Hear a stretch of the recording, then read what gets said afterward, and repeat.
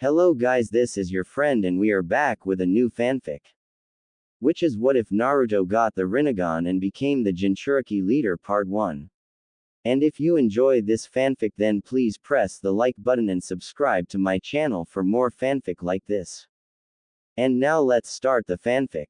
Kanahagakure no Sato, the village hidden in the leaves, was a peaceful place, a village known for its exceptional ninja, and its accepting and compassionate inhabitants. It was for this reason that many ninja clans flocked to Konoha and called the village home. But underneath this peaceful and accepting surface, was a boy, his life shrouded in mystery, and hated by the village he was sacrificed to save. A young boy, no older than 6, ran through the darkened streets of Konoha, weaving in between villagers with practiced ease. The boy's normally spiky blonde hair was matted down with dirt and blood seeping from a wound on the back of his head, his ragged and torn clothes barely hanging onto his malnourished body. A large mob of angry villagers burst from the crowd, each with a makeshift weapon in hand. Seeing the mob, the boy made a break for it down a side alley, the roars of the mob echoing in his ears. "Why do they always do this? I haven't done anything," thought the boy as he turned down another ally, hoping to lose the mob before they had a chance to catch him.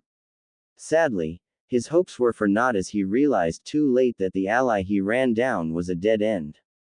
The light from the street behind began to darken as multiple shadows blocked the way. Slowly turning around, the young boy came face to face with the rage and contempt-filled faces of the mob that had been chasing him. A pink-haired woman stepped forward, pointing a kitchen knife threateningly at the trapped blonde. "Time to die, demon," she screeched, causing many of the civilians around her to flinch slightly at the volume. "Get him." The mob didn't need to be told twice, they raced towards the freighted blonde, their makeshift weapons raised to strike. The boy knew only pain as the civilians brought whatever they could use as a weapon down on his frail body. For hours the angry villagers assaulted the boy, beating him, stabbing him, cutting him. By the time they were done, it was hard to tell that the pile of bruised and bleeding flesh was even human. The same pink-haired woman who seemed to be the leader of the mob, stalked towards the twisted mangled heap that was once Naruto Uzumaki. "This is the end for you, Kyuubi. Finally we will have avenged Minato-kun and everyone you killed 6 years ago," she said, her screeching voice echoing in the alley. She raised the knife she had in her hand and in one swift motion, brought the blade down, embedding it in young Naruto, piercing his right lung. "Alright, now let's get out of here before any ambush show up," she screeched before the mob quickly dispersed. Naruto lay in the alley, beaten, broken and dying. The pain he felt from his injuries long forgotten, replaced by the numbing hold of one about to die.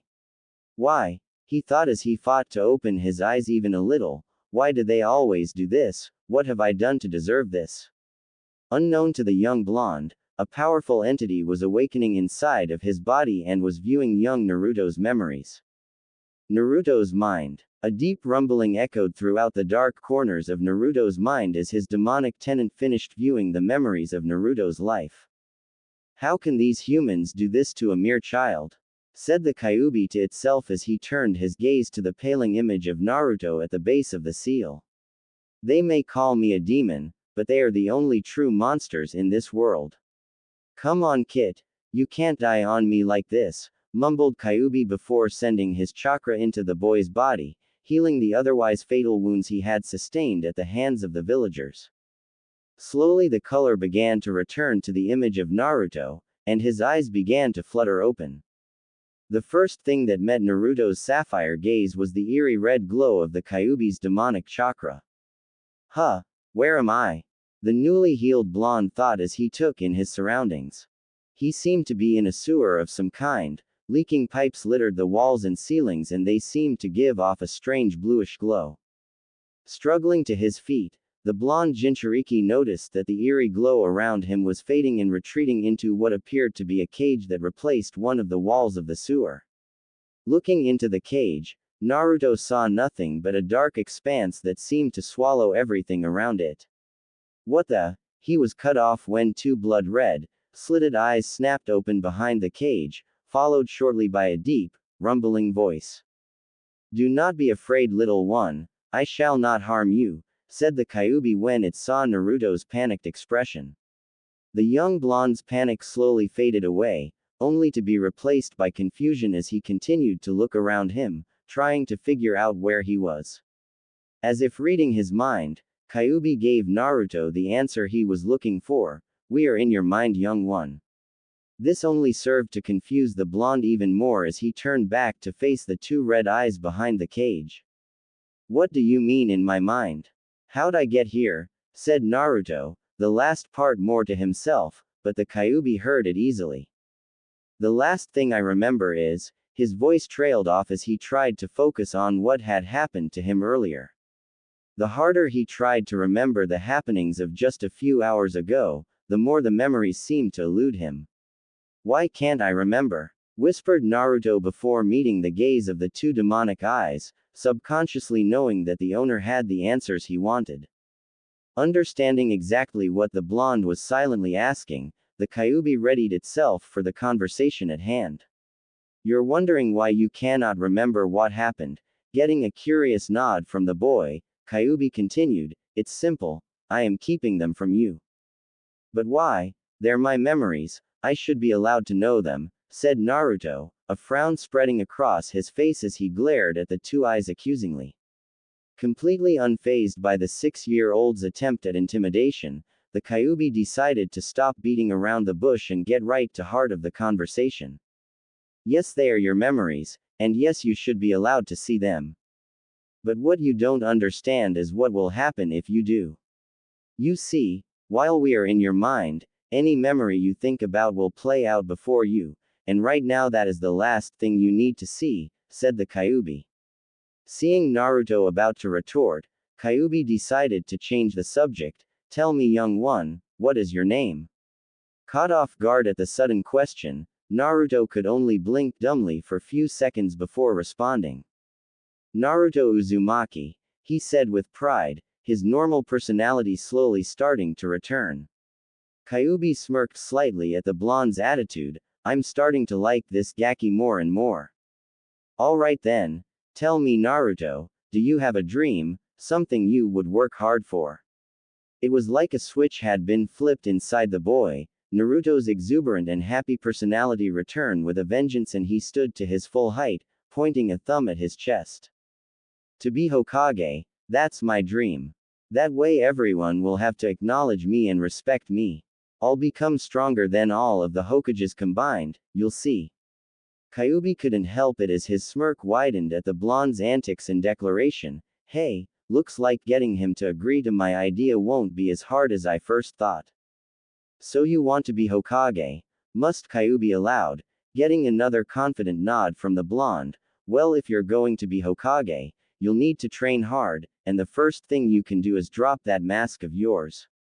Naruto frowned slightly at that statement. How did this person know about his mask? "I don't know what you're talking about," mumbled the blonde, looking away from the red eyes that were watching him closely.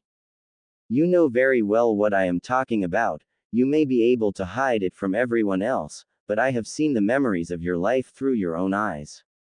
You cannot hide your true self from me, kid, and it's time you stopped hiding it from yourself," Kyuubi said with more force than he had intended. Despite his little slip, he got the response he wanted. Naruto met his gaze again, but this time the enthusiastic spark in his eyes had dimmed. "Good, now I have a proposition for you." The young blonde raised an eyebrow in interest, silently asking for the Kyuubi to continue. "I would like to train you, so that what happened tonight will not happen again. But be warned, should you agree to the training, you will do exactly as I say with no arguing, understand?" For several minutes, Naruto stood motionless before the Kyuubi's cage, silently debating whether or not to accept the offer. On the one hand, he was being offered a chance to be trained by someone who was obviously powerful, if the aura around him was any indication. But on the other hand, he had no idea who this person was, and they wouldn't even let him view his own memories, though if the nagging feeling the back of his mind was right, he probably didn't want to know. Naruto debated over this for a few more minutes before finally meeting the Kyuubi's gaze once again, a spark of determination burning in his eyes. I accept your offer. Kyuubi smiled, his first true smile in over 50 millennia. Very well then, we will begin tomorrow after your body has fully recovered from tonight. Now I believe I forgot to introduce myself. I am the Kyuubi no Kitsune, the nine-tailed fox, and my name is Kurama. Naruto froze when Kurama introduced himself. He couldn't believe the person, or fox in this case, before him was the most powerful being in existence. The Kyuubi no Kitsune, but how? Hokage Jiji said the Yondaime killed you. Shouted Naruto as he slowly began to back away from the cage. Kurama sighed knowing this had been coming since the start of the conversation. No Naruto, as you can plainly see I am not dead. The Yondaime couldn't kill me. No human has the power to kill a Biju. But he did the next best thing. He sealed me away inside of you. You are what are known as a Jinchuriki, a human sacrificed in order to protect others. That is the reason the people of this village hate you. They do not see an innocent child, they see only what I have done to them. I am truly sorry you have been forced to live this life, a life I wouldn't wish upon even the most foul creatures, said Kurama, his sorrow and regret plain in his voice. In that moment, Naruto saw the Kyuubi for what it really was, a misunderstood being, forced into being what they were at birth, the same as himself. Completely forgetting his previous fear, Naruto slowly approached the cage before passing through the bars without hesitation. Kurama's eyes snapped open when he felt something small touch his snout. Naruto stood before him, slowly petting his reddish-orange fur, completely unafraid that he was now completely vulnerable. We're the same, we were both made what we are at birth, we had no control over that.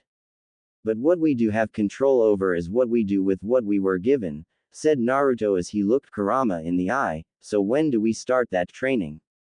He said with a smirk. Kurama smirked in return. We'll start first thing tomorrow, but for now go home and rest. Oh, and you might want to pull the knife in your lung out, said the Kyuubi before Naruto was ejected from his mind. Naruto sat bolt upright, his breathing raged. What the hell? He thought before he was suddenly hit with a flood of memories. The mob, the beating, the knife in his chest, everything came back to him like he had never forgotten. Damn them, one day they'll pay for what they did, mumbled Naruto before he noticed the black handle of the kitchen knife sticking out of his flesh. Grabbing onto the handle, Naruto slowly started pulling the blade out, feeling the injury heal as he did.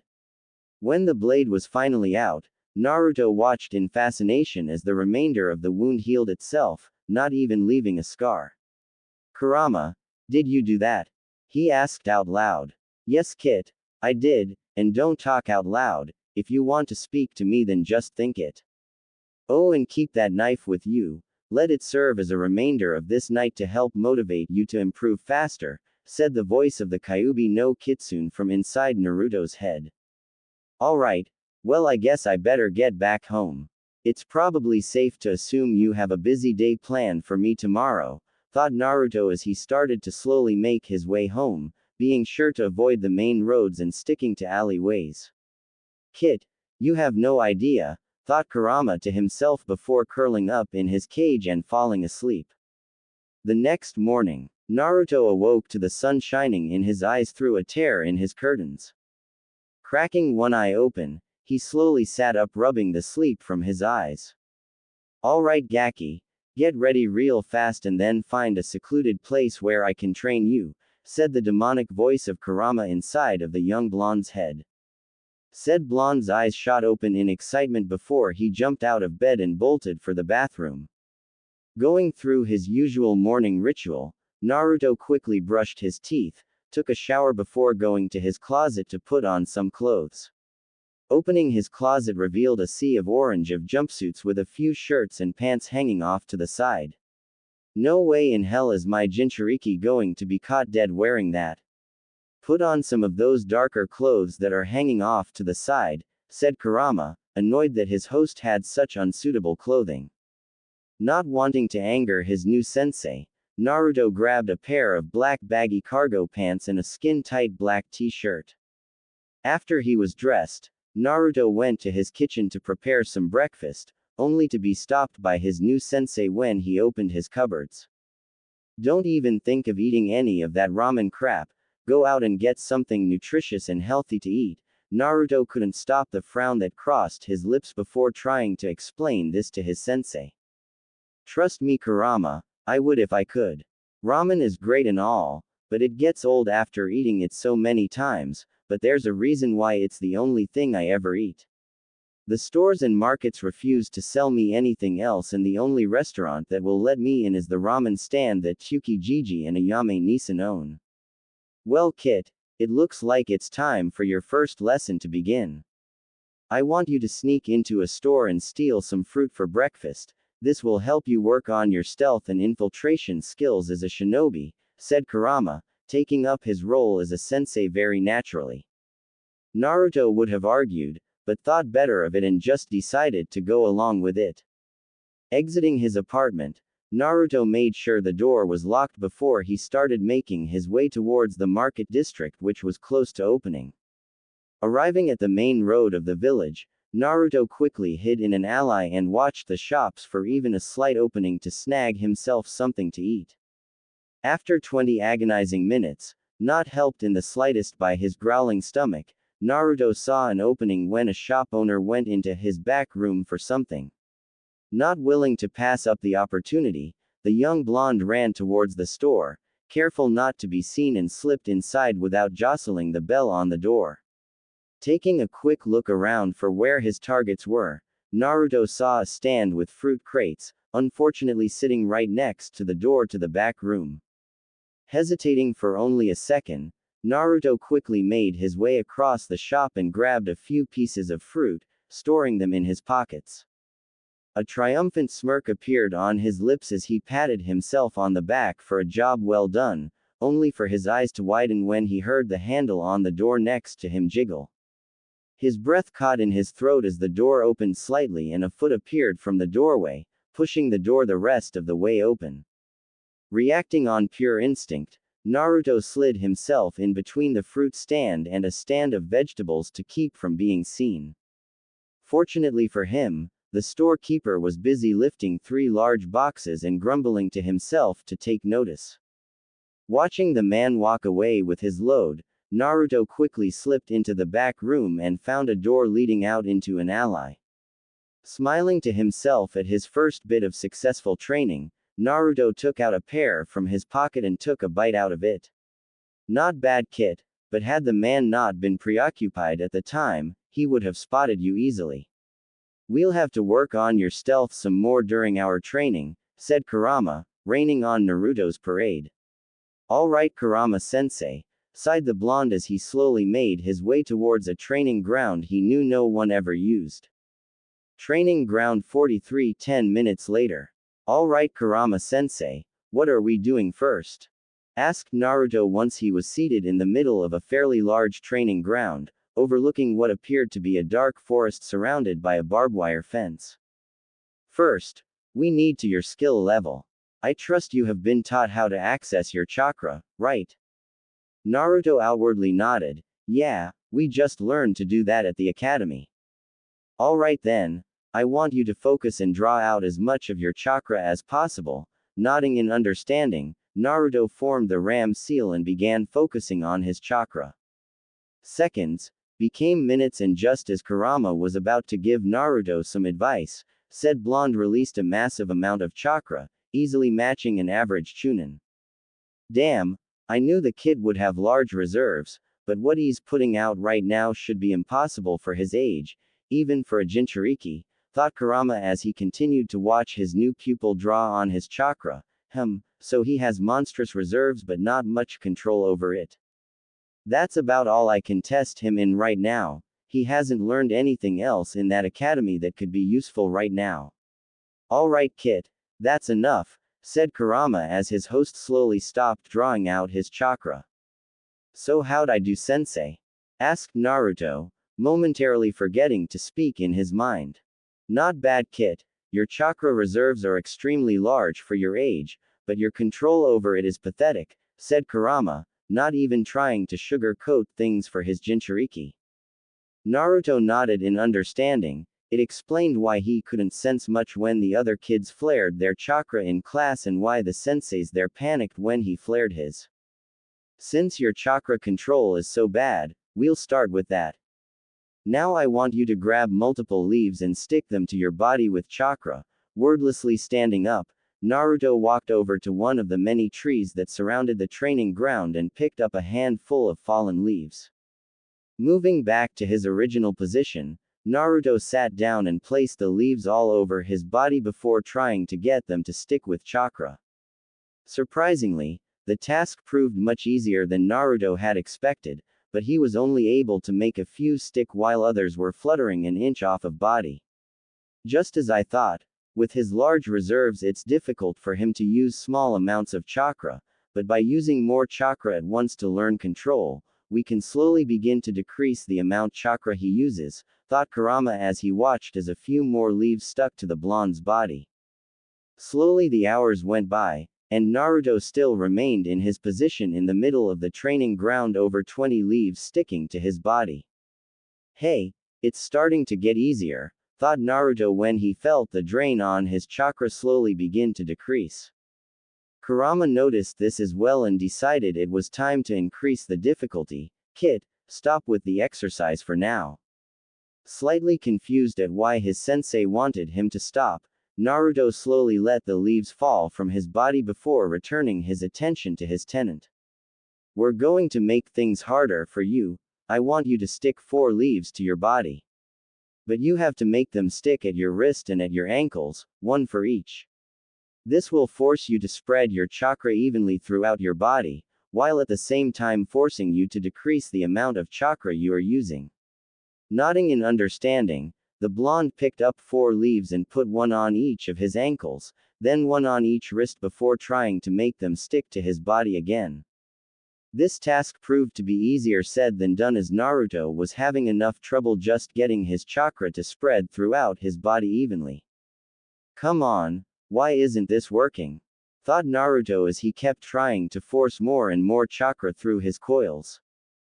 Minutes passed and still the blonde was unable to stick the 4 leaves to his body. Frustrated, Naruto tried once again to force his chakra to spread throughout his body, only to cry out in pain as a burning sensation spread over his body. Opening his eyes, Naruto saw several vibrant red lines burning under his skin on his arms. Checking over the rest of his body, Naruto saw the same red lines everywhere as burning sensation slowly died down. What the hell was that? That was you trying to force too much chakra through your coils at once. Chakra is a part of you, it is an extension of your physical and spiritual being, you cannot force it to do anything. You must let it flow, you must feel your chakra inside you and will it to do what you want. Naruto was slightly taken aback by the intensity in his sensei's voice while he lectured him or his mistake, but nodded nonetheless. For now meditate, it will let your body heal and will allow you to work on communing with your chakra, said Kurama as he took a few calming breaths. He too was surprised at the force he used as he lectured Naruto, but let it go as nothing. Following his sensei's instructions, Naruto relaxed his body and began to meditate to allow his body to heal and to commune with his chakra. As time began to pass, Naruto was slowly getting deeper and deeper into his meditative state, his sensei watching over him as he did. Naruto's eyes snapped open when he felt something collide with him, but to his utter shock, he was no longer in the middle of the training ground. He seemed to be floating in the middle of a white expanse that had no end. Crimson-red veins littered the area around him, but it was the giant ball of blue energy that was kept lashing out in random intervals that had his attention. That is your chakra kit, said the voice of Kurama from behind the blonde. Whirling around, Naruto saw the Kyuubi no Kitsune in all his glory standing behind him. Where are we, Kurama? What happened? Asked Naruto, his shock at the current situation clear in his voice. We are in your mind, Kit, said the mighty fox as he observed the area around them. My mind? But wait, I thought my mind looked like a sewer, not this, Naruto said, his confusion growing. True, but we are much deeper into your mind now, we are at your core. The sewer you saw before was only the surface of your mind, a defense mechanism that you subconsciously created to protect yourself, Kurama said as a look of slight understanding crossed Naruto's face. What you see before you is the core of your being. The veins that mark this area is my chakra inside of you, that giant blue orb is your chakra. As you can tell, it is wild and uncontrolled. If you wish to become a stronger ninja, you will have to learn to control and commune with your chakra properly. With that, Kurama vanished from Naruto's core, leaving behind a confused blonde. Turning to his now identified core, Naruto watched as it continued to thrash uncontrollably. His sensei's words ringing through his mind as he continued to watch the uncontrolled chakra lash out. I must commune with my core, he thought before he slowly approached the unstable mass of chakra. My chakra is a part of me, it is an extension of who I am. Slowly, Naruto reached his hand out and placed it on the outer surface of his chakra. Instantly, warmth spread over his body as he was pulled into the chakra core. I must let my chakra flow, but bend it my will. His core began to slowly stabilize itself, its thrashing becoming less and less frequent as it slowly formed into a perfect sphere around the young blonde. Naruto couldn't believe what he was experiencing. His skin was tingling from the sensation of being one with his chakra, and for the first time in his life, he truly felt at peace. Kurama watched all of this from the seal, and he couldn't help the smirk that graced his features as his host began to commune with his chakra. He finally figured it out, he certainly has the potential to become great.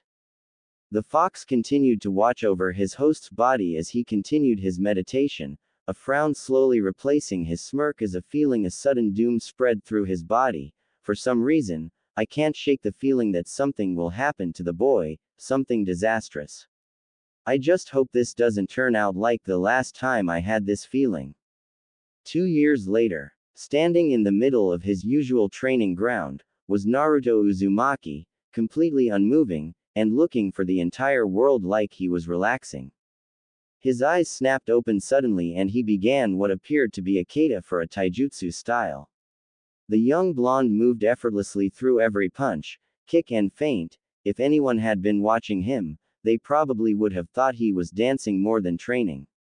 Ending with a quick side kick, Naruto returned to his relaxed position and began to relax from the training. Alright kid, that's enough for today, said the Kyuubi from his cage inside of the blonde's mind. You have done well today kid, go treat yourself to some ramen. Naruto perked up at that and after finishing his cool down, ran off towards his favorite ramen stand. Naruto ignored the usual glares he got from the villagers, too excited about having some of the most heavenly ramen on the planet. When the familiar ramen stand came into view, Naruto ran the rest of the way and rushed right into the stand before taking a seat at the bar. Hey Tsuki Gigi, Ayame Nisan, said to the father-daughter pair that owned the small stand. Hey Naruto, finished your training for the day? Asked Tsuki with a smile at the blonde Jinchuriki. Returning the smile, Naruto nodded in the affirmative. Yeah, I just finished, so I thought I'd come by and get some of your heavenly ramen, old man. Tsuki gave a deep chuckle before going into the back to get ready to make the Naruto's ramen. So Naruto-kun, what will you have today? Asked Ayame. 5 bowls of miso ramen please. Ayame nodded before turning to the small window into the back room. 5 miso dad, she shouted. Coming right up. Tsuki shouted back from the kitchen. Naruto smiled as he and Ayame started talking about anything and everything under the sun, while Tsuki cooked Naruto's ramen. I guess this is what having a family feels like, thought Naruto as he and Ayame continued to talk with Tsuki joining them after placing Naruto's order in front of him. It continued this way for hours. Even after Naruto had finished his ramen, he refused to leave the small stand or the people he thought of as family. Hey Naruto, said Tsuki, bringing the blondes and his attention to him. They were slightly unnerved by the unusually serious expression the normally jovial ramen chef had on, but paid attention nonetheless. What do you think of the idea joining our family? Naruto couldn't believe his ears. The man he thought of as a father figure had just asked him if he would like to join his family. The thought of having an actual family was a little much for the blonde, who was silently crying a few tears of joy. Ayame saw the tears and immediately went around the counter to give Naruto a hug. Shish, it's okay Naruto-kun, she whispered. Naruto held onto her as if his life depended on it. He was just so overwhelmed that he might actually get to have a family. After a few minutes, Naruto managed to calm enough so that he could speak again. Do you really mean it, old man? You want me to join your family? Tsuki smiled at the boy and rubbed his head a little. Of course I mean it, Naruto. I've always wanted a son and Ayame here has always wanted a little brother she can dote on. So what do you say? Want join the Ichiraku family? Naruto could only nod a yes, his emotions overcoming him again. Ayame squealed in excitement, tightening her hold on Naruto, while Tsuki laughed at the sight. The family-to-be was brought out of their happy thoughts by the sound of voice from the front of the store. Well, isn't this just the sweetest thing? Sneered a Junin as he entered the ramen stand.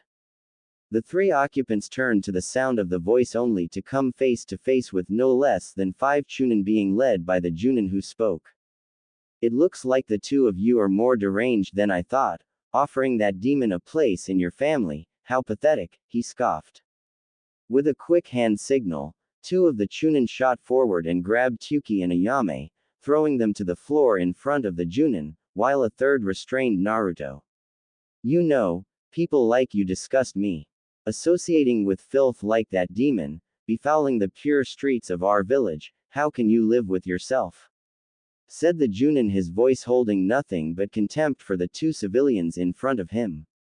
And you, he said, turning his attention to Naruto, you don't even deserve to live, you wretched demon, and yet you walk our village, mocking us with your very presence. Well, now it's our turn. You killed our family and loved ones all those years ago, and now we'll return the favor. Naruto's eyes widened in fear before he started struggling against the man holding him down, his heart breaking at the thought of losing Tsuki and Ayame. You know what to do, said the Junin, turning to the remaining 2 Chunin behind him. They nodded before they both pulled out a kunai and stalked towards the 2 trapped civilians. No! Screamed Naruto as he finally managed to free one of his arms from his attacker.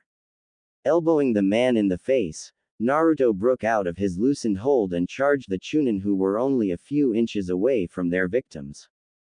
Before he could do anything though, he was knocked into the back wall by the Junin and the 3 Chunin grabbed him and held him back.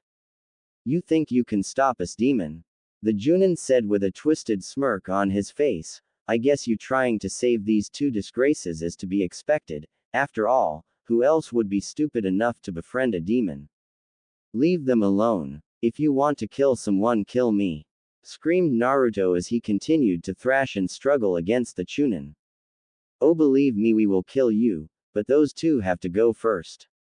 Hokage-sama was very specific with his instructions.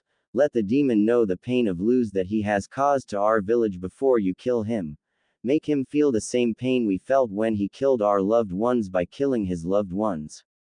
Naruto's eyes widened in shock. Hokage Gigi ordered them to do this. Inside the seal, Kurama was cursing up a storm. Kami, damn it, I hate it when those feelings of mine are right. I can't do a thing to help. Damn you, Yondaime Hokage. Kit, come on, you have to stop them. If you don't, something big is gonna happen. But it was too late. The Junin had given the order to the 2 Chunin and the so willingly carried out the deed. Time to stop for Naruto as he watched as his future family was taken from him. Tsuki didn't even flinch as the blade slit his throat, his rage at the perpetrators permanently etched on his face. Ayame managed to turn around in time to face Naruto, but she couldn't stop the kunai that pierced her heart. As she fell to the floor, she one last thing with her dying breath. Naruto, I love you, Otudo. Naruto world shattered. Hearing Ayame call him her Otudo was too much. His body fell limp as he stopped struggling against his captives. The lifeless bodies of Tsuki and Ayame burned into his memory. Tsuki Gigi, Ayame Nisan, I loved you guys like you were my family, thought Naruto with head down, his hair casting a shadow over his eyes. This village, this cursed village has taken my only true family from me, and someone I considered family was the one to order it. Unknown to anyone but Kurama, something inside of Naruto was awakening, something long thought to be myth. How does it feel, demon, to have those you care for taken from you? Now you know the pain you brought to this village, and now we will take our revenge for you have done. Uruka, Kotetsu, Azumo, hold him up, I want to see the life leave him when I kill him. The three Chunin holding Naruto smirked at their superior's command before they forced Naruto into a standing position, his hair still shadowing his eyes. Inside the seal, Kurama was frozen in shock at what was taking place just a few feet away from him. The leaky pipes that resembled Naruto's chakra coils were sealing themselves and his chakra was flowing much more steadily inside them. But the thing that held the fox's attention was the silhouette of a man that was slowly approaching his cage. The only things that could be seen on the silhouette were the monk's staff he carried and the necklace with 6 blood-red magatama he wore. Unlike the rest of body, however, his eyes were clear as day, a metallic purple with a dot-like pupil with 4 concentric circles surrounding it, giving them a rippling effect. Kurama, it's good to see you again, my child, said the figure once he was standing in front of the seal. Sage Gigi, whispered the Kyuubi no Kitsune in awe. Wait, you're dead. We watched you die in front of us. Yes, my child, I have indeed crossed over to the other side. But have you forgotten my son? He who holds the Rinnegan is above the cycle of life and death. With the last of my chakra I have sent my spirit back to this plane because I sensed my true heir was about to awaken his birthright, the silhouette said, causing the Kyuubi's eyes to widen in realization. Are you saying that the kid is your heir? Yes, my child, and it is time that he receive my blessing. The silhouette raised his staff slightly before tapping it on the floor. A ringing echoed throughout the seal before it started to shift. The dark dreary walls of the cell became 3 torii gates with wooden pillars filling the normal gate openings while the bars of the cell became wooden and the paper seal was replaced with a spiral lock. This new seal will prevent you from being absorbed into my air like his father intended. Instead it will allow the boy to commune with your chakra much easier and with training learn to control it. Kurama, my eldest son, I am entrusting you with my heir. Protect him and when he is ready tell him what must be done in order to gain full control over your power. Kurama could do little more than nod as the ghostly figure began to slowly fade. Before I leave, there is one more thing I must ask of you, my son. Anything, the fox said without hesitation. There is another with my eyes, though they are not his by birth, he is part of an evil force that is gaining strength in the shadows. From the other side I have watched them and I have learned of their horrifying plan, said the silhouette, his eyes downcast. They plan to revive your mother, the Jubi. Kurama's body went rigid, he knew that there was only one way to revive the Jubi, and if it was successful he would cease to exist. My son, my firstborn, I beg of you, find your brothers and sisters. Only when the 9 chosen Jinchuriki fight is won, will this world have a chance at survival. The ghostly form faded away into nothingness, but a soft whisper managed to reach the ears of the Kyuubi before it did. Be strong, my son, and know that I will always love you. For the first time since his birth, Kurama shed a single tear. I won't fail you, and I will always love you too, father. Back in the real world, Naruto tears continued to fall as the Junin and the 2 Chunin who killed his future family approached. The Junin pulled out a kunai once he close enough to the grieving blonde. Raise your head, demon, I want to see your eyes before you die, taunted the Junin.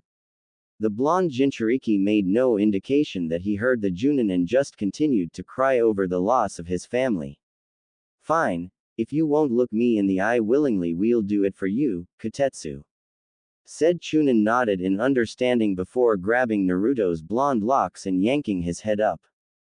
The sight that met the three shinobi facing the blonde was not what they were expecting. Gone were the warm sapphire eyes that Naruto was known for, replaced by a metallic purple that spread over his entire eye, sclera and all. His pupil was replaced with a small black dot with a single concentric ring around it. The Junin and two Chunin were brought out of their shocked stupor by the sound of the blonde speaking, though his voice not entirely his own. You six are a disgrace to my teachings and the ways of the ninja. Now you must pay for your crimes against my heir and for your disgracing of my teachings. Naruto's eyes seemed to glow as a ghostly silhouette appeared above his body. The silhouette had the same eyes as him, only with 4 circles around the pupil along with a Magatama necklace and monk staff. The 3 rookie Chunin holding Naruto dropped his body from fear at this sudden change and quickly fled from the stand, fearing for their lives. You cowards, you'll pay for this. The Junin shouted when he saw the 3 flee. No, it is you who shall pay, said the altered voice of Naruto as a small black rod appeared in his hand. Lunging forward, Naruto impaled the Chunin who had killed Tsuki in the heart before turning his attention to the Chunin who had killed Ayame. Said shinobi tried to run, but Naruto merely raised his left hand towards the Chunin while forming another black rod in his right. Bansho Tenin, the blonde whispered before the Chunin felt himself being pulled backwards by an unseen force, impaling him on the black rod in Naruto's hand. The Junin who had led the group watched this with a mixture of awe and fear in his eyes. First, the demon had seemingly created a weapon out of thin air before killing one of his men, and now he had seemingly pulled the other Chunin towards him and impaled him on another of those weird rods. Before he had a chance to even consider fleeing, the Junin found himself on the floor with Naruto standing over him, the silhouette giving him an ethereal appearance. Please, spare me, begged the Junin as sweat began to appear over his body. Did you show mercy to an innocent child? Did you show mercy to the 2 civilians you had murdered? The Junin couldn't answer, his fear stealing his voice from him. Those who do not show mercy do not deserve mercy, Naruto said as he raised his right hand and pointed it at the Junin chest, Shinra Tensei. It happened in an instant. 1 second the Junin was begging for mercy, and the next, his body was nothing more than a pancake on the floor. Naruto looked at the bodies of those he killed with indifference before his new eyes landed on the forms of Tsuki and Ayame. A single tear fell from Naruto's eyes as he used his newfound ability to control gravity to make a makeshift grave for the 2. Placing the 2 corpses into the grave, Naruto smiled sadly as his hands went through a series of hand seals he didn't even know. Tsuki Gigi, Ayame Nisan, I love you. Rest in peace, and one day we will be together again, as a family. Kaden. Fireball Jutsu. Bringing his right hand to his mouth, Naruto spewed out a small ball of fire that burned the bodies of Tsuki and Ayame, a funeral befitting royalty. Naruto turned to the exit of the small stand, debating whether or not to pursue the 3 that had escaped. No, their time will come. For now I need to leave, he said as he made his way towards the back room, planning on using the ally way to escape. He paused mid-step though, and turned back to the 3 corpses of shinobi that lay on the floor. Walking up to one of the Chunin, he bent down and removed the man's headband. Staring at the leaf symbol engraved into the metal, reaching behind him, Naruto pulled out the same knife that had been stabbed into his lung the night he almost died. In one swift motion, Naruto slashed the leaf symbol on the headband with the knife in the same manner that many Rouge ninja did. Putting the knife back, Naruto tied the headband around his forehead and quickly left through the back alleyway, heading in the direction of the main gate. Just outside of Konohagakure, walking down a path that led to the main gate of Konohagakure no Sato, was the fabled Toad Sage himself, Jiraiya of the Sannin. A slight breeze ruffled his long spiky white hair that he kept in a ponytail, stopping the Toad Sage in his tracks.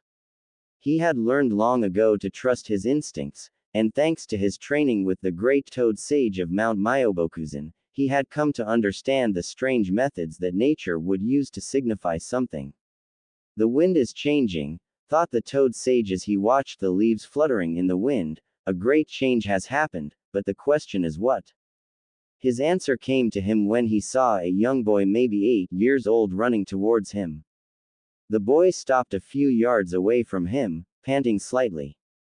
He had on a black skin-tight shirt that was ripped in a couple places. His black baggy pants seemed to be stained with blood, but what caught the toad sage's attention was his face. Spiky blonde hair stuck up in every direction on top of his head, while metallic purple eyes stared back at him with a dot-like pupil. The Rinnegan. To think that I would see those eyes again in this life, but how is it possible that this boy has those eyes? Thought Jiraiya as he continued to observe the boy, his eyes darting to the slashed Konoha headband on the boy's forehead. What? He's too young to have graduated already, and he doesn't even have any standard genin equipment.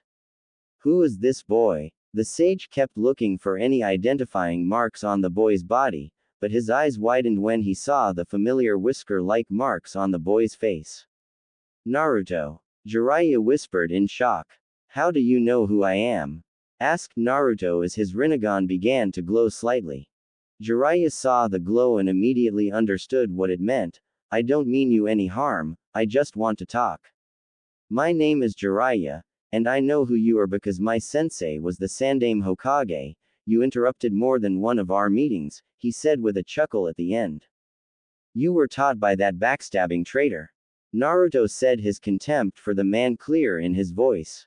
Jiraiya was once again shocked. The last time he had seen Naruto, the boy cared so much for the Sandaime. What the hell have you done now, sensei? Thought Jiraiya as he knelt down to be at Naruto's level. What happened? Asked the toad sage, fearing the worst. The last student he had only activated the Rinnegan because of a traumatic event. Could this be the change the wind predicted? Naruto didn't speak for a few seconds, silently determining whether or not to trust this man. Tell him, Kit. He may be a student of that traitorous cage, but I can sense that he truly cares for you, Kurama said, unwilling to let his host make a foolish mistake. You will need a human sensei to teach you what I cannot. If what I sense is true, this man not only cares for you, but is powerful enough to help you become stronger.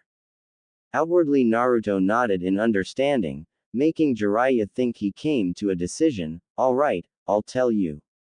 The Sandaime Hokage ordered a team of 5 Chunin led by a Junin to kill me, but not before they killed the 2 people who had just offered to adopt me.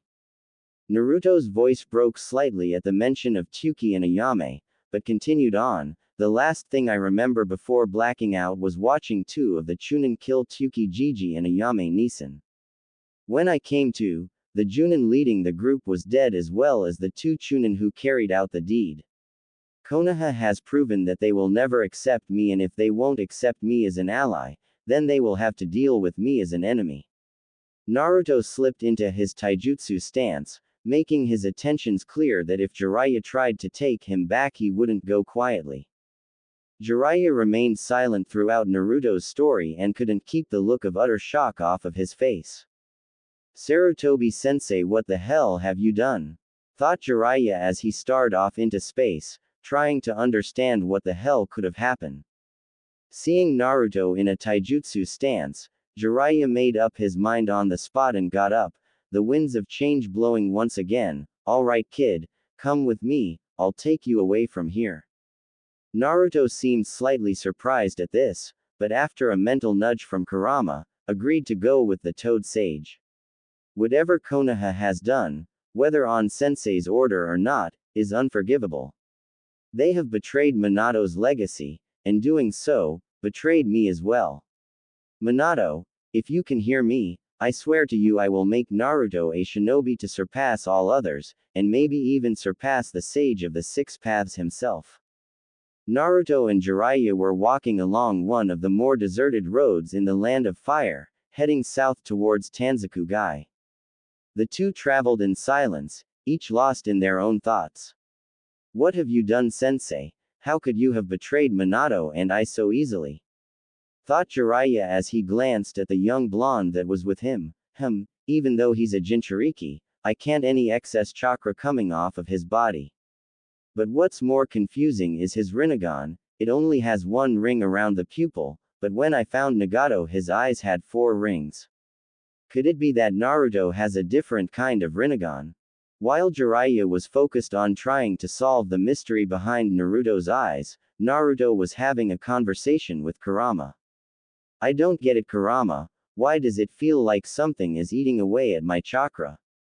Asked the blonde. Kurama took a minute to respond, curious about that himself. It's your eyes, Kit. You need to quit channeling your chakra into them.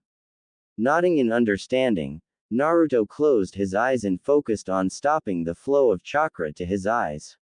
When he felt the drain on his chakra stop, he opened his eyes again and they were back to their normal sapphire.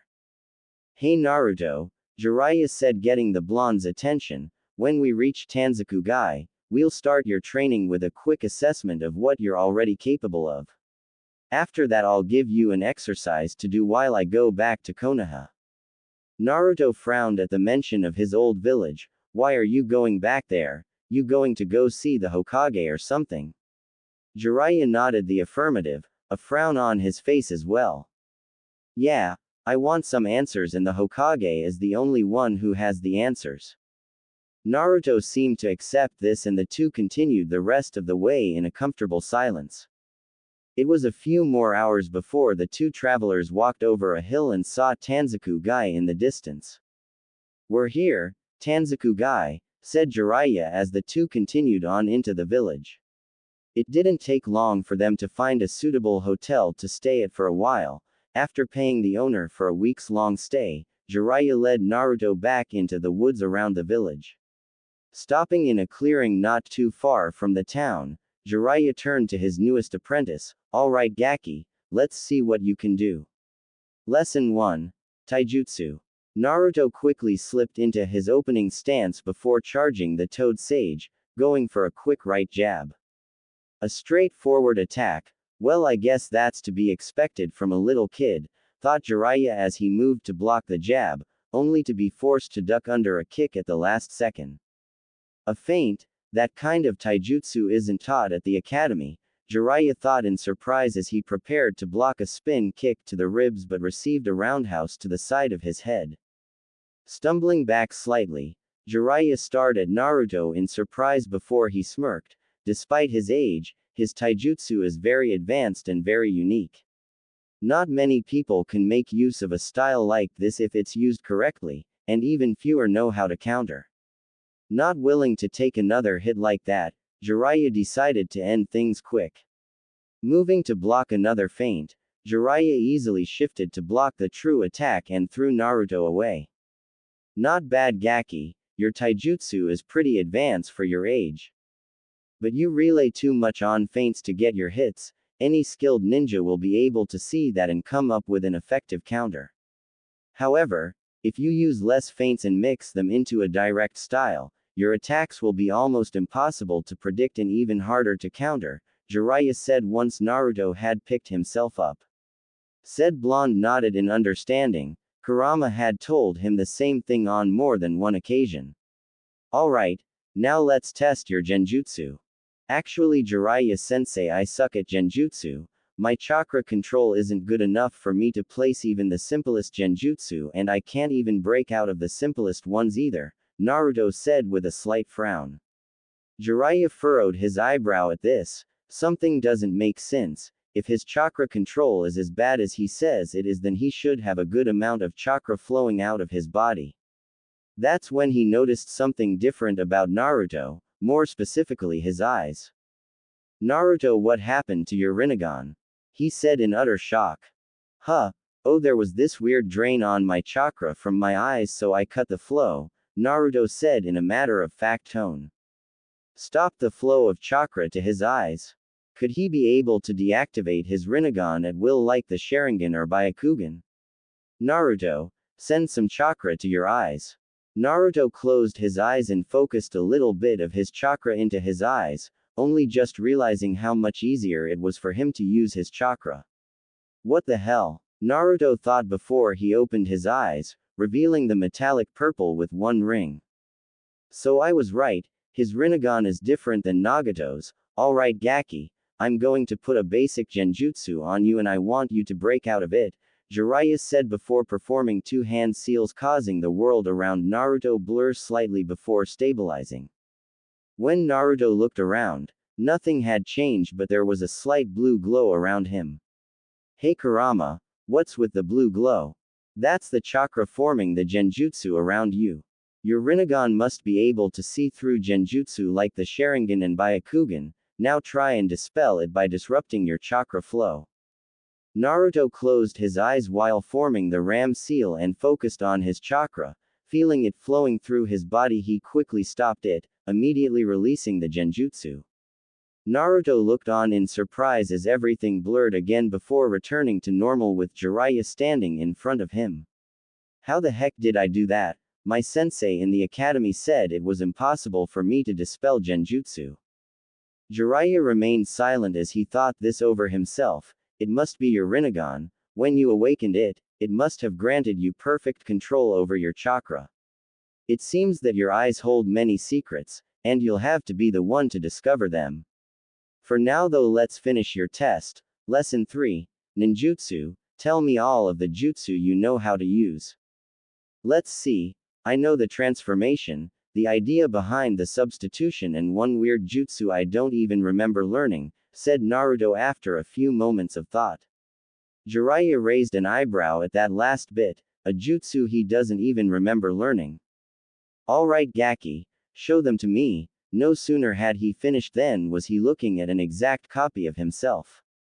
Not bad kid, your transformation's pretty good, now try the substitution, but don't be disappointed if you don't get it on the first try.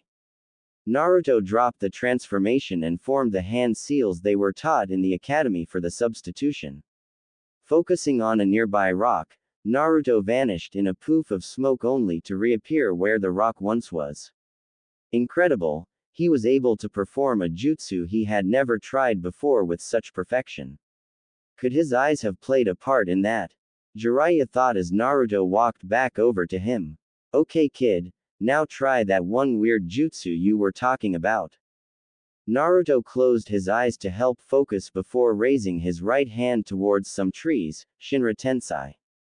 The minute the words passed his lips, an unseen force ripped the ground apart before completely uprooting the trees his hand was facing. Whoa, was all Naruto could say when he saw how much damage his jutsu had done. Jiraiya was no better, but he managed to recover from surprise much faster than the blonde. It looks like he has already unlocked the first of the paths that the sage was famous for. Deciding to test a theory, Jiraiya turned to the still stunned blonde. Hey Naruto, think hard on this, where did you learn that jutsu? It was a few minutes before Naruto answered his sensei. Diva Path, he whispered in confusion. Turning to his new sensei, Naruto saw a look of understanding on his face. Sensei, what the heck is a Diva Path? According to legend, it was one of the 6 paths that the sage of the 6 paths was said to use. I don't know the names of all of them, but it's safe to assume that when your need is greatest your eyes will unlock the other paths, said Jiraiya before he turned and motioned for Naruto to follow him back to town. Alright Naruto, I'm going to head to Konoha tonight, so tomorrow I want you to practice with your 3 jutsu.